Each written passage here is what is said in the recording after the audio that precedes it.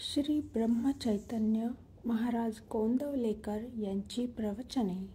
भवसागर तरुण जाण्यासाठी नाम हेच साधन. नाम हे स्वतः सिद्ध आहे, म्हणूनच ते अत्यंत उपाधिरहित आहे. नाम घेताना आपण पुष्कळदा त्याच्या मागे उपाधी लावतो. उदाहरणार्थ, आपण ऐहिक सुखाच्या प्राप्तीकरता नाम घेतो किंवा मी नाम घेतो ही अहंकाराची भावना बाळगतो. या उपाधीमुळे आपल्या प्रगतीला बरेच अडथळे येतात. म्हणून नामाकरिताच नामस्मरण करावे आणि तेही सद्गुरूच आपल्याकडून करून घेतात या भावनेने करावे. त्या योगाने अहंकार नष्ट होऊन शरणागती येईल. शरणागती यायला रामनाम हाच रामबाण उपाय आहे, तो आपण करावा. नामाचा महिमा वाचेने सांगणे अशक्य आहे, पण ते सांगण्याकरिता तरी बोलावे लागते इतकेच. मनुष्य प्राणी भवसागरात गटांगळ्या खातो आहे. समुद्रातून तरून जाण्यासाठी जशी नाव, तसे भवसागरातून तरून जाण्यासाठी भगवंताचे नाम आहे. फक्त एकच दक्षता घेणे जरूर आहे, ती ही की नावेत समुद्राचे पाणी येऊ देऊ नये, नाहीतर नावेसकट आपण बुडून जाऊ. त्याप्रमाणे संसाररूपी समुद्राचे पाणी नामरूपी नावेत येऊ देऊ नये, म्हणजे कोणत्याही प्रापंचिक अडचणीमुळे नामात व्यत्यय येऊ देऊ नये. तसेच नामाचा उपयोग संसारातल्या अडचणी दूर होण्यासाठी व्हावा ही बुद्धी न ठेवता नामाकरिताच नाम घ्यावे, म्हणजे नावेत पाणी न शिरता सुखरूपपणे पैल तीराला म्हणजे भगवंतापर्यंत पोहोचता येते. कोणतीही गोष्ट अभ्यासानेच साध्य होत असते. देह केव्हा जाईल याचा नेम नाही, मग म्हणून म्हातारपणी नामस्मरण करू असे म्हणू नये. अगदी उद्यापासून नामस्मरण करू म्हटले तरी उद्याची तरी खात्री आहे का? आयुष्य क्षणभंगूर आहे ही खात्री प्रत्येकाला आहे, म्हणून तर प्रत्येकजण आयुष्याचा विमा उतरवतो. लग्नाला आलेल्या पाहुण्याला लग्न कसे पार पडेल याची काळजी नसते, पण घरातल्या माणसाला फार काळजी वाटते. आपल्या प्रपंचात आपण पाहुण्यासारखे वागूया. देहादिक सर्व रामाला अर्पण करून निश्चिंत होऊया.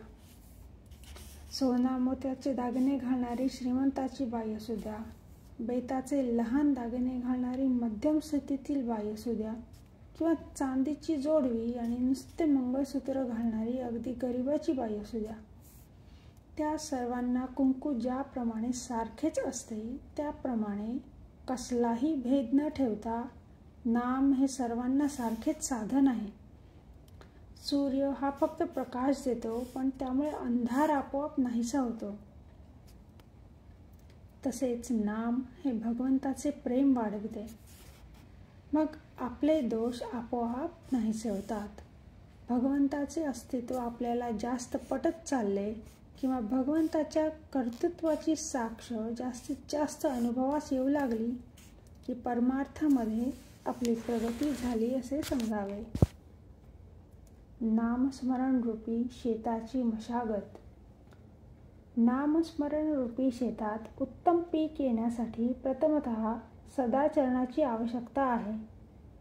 सदाचरण हे शेताचे रक्षण करण्याकरता लागणाऱ्या कुंपणासारखे आहे, म्हणून त्याचे महत्त्व आहे. दुसरी गोष्ट शुद्ध अंतःकरण. शुद्ध अंतःकरण म्हणजे उत्तम काळी भुसभुशीत जमीन.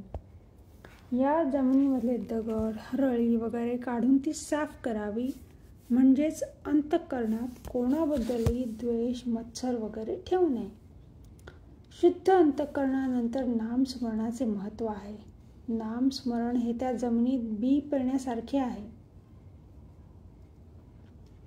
हे बी किडके नसावे, म्हणजे नाम सकाम नसावे. उत्तम बी म्हणजे नामाकरताच नाम हे आहे. त्यानंतर तीर्थयात्रा, संतांचे आशीर्वाद, त्यांची कृपादृष्टी यांची आवश्यकता आहे. या सर्व गोष्टी पाटाच्या पाण्यासारख्या आहेत. यामुळे शेत चांगले यायला मदत होते.